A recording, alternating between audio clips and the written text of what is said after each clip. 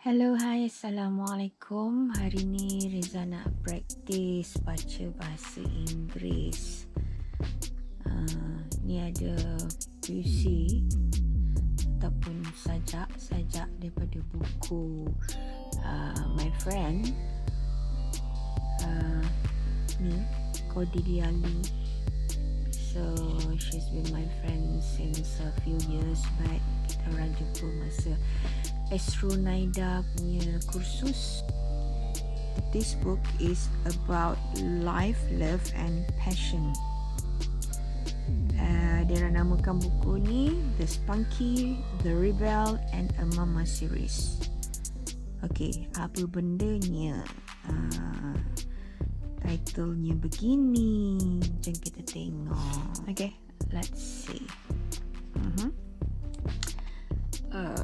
Dearest Riza, may blessings be upon you and Sadiq. God bless you. Love always, Cody and Patrick. Thank you, Cody. Some stories are best expressed in poetry. There are the collection of poems from our point of view, reflection and personal journey in life. We hope these poems and images will invoke your senses and bring you to our world in a good way. So, itu diorang punya harapan lah Okay. The Spunky, The Rebel and a Mama series. Why The Spunky, The Rebel and a Mama series? Itu dia. Let's see from here. Introduction, who are we? Page 3. The Spunky, ini ada koleksi puisi from Eileyn, Chua. And The Rebel from Elena, Tong, ada seorang 8 puisi. And the Mama is Cordelia. So combination of those three menjadilah The Spunky, The Rebel and the Mama. Okay, so this is an introduction to this book lah. Diorang buat ni is actually untuk kerja-kerja amal dan dia ada sumbangan kepada badan-badan amal lah di KL. So antaranya this one, Yayasan Chowkit,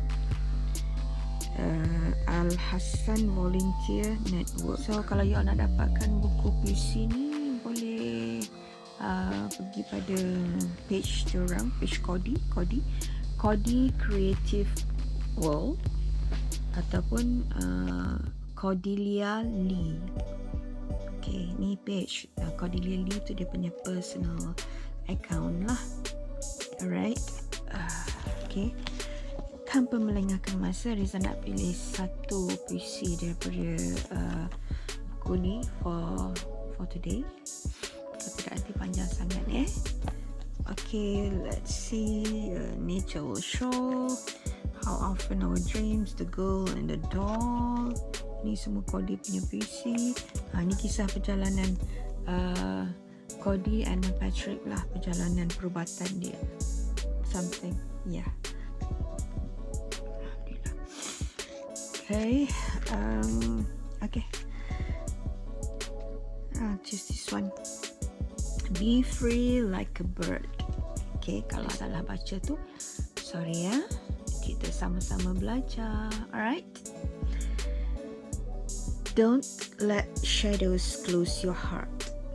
Be free like a bird, dancing in the sky. You are to experience life. No. You are to experience life.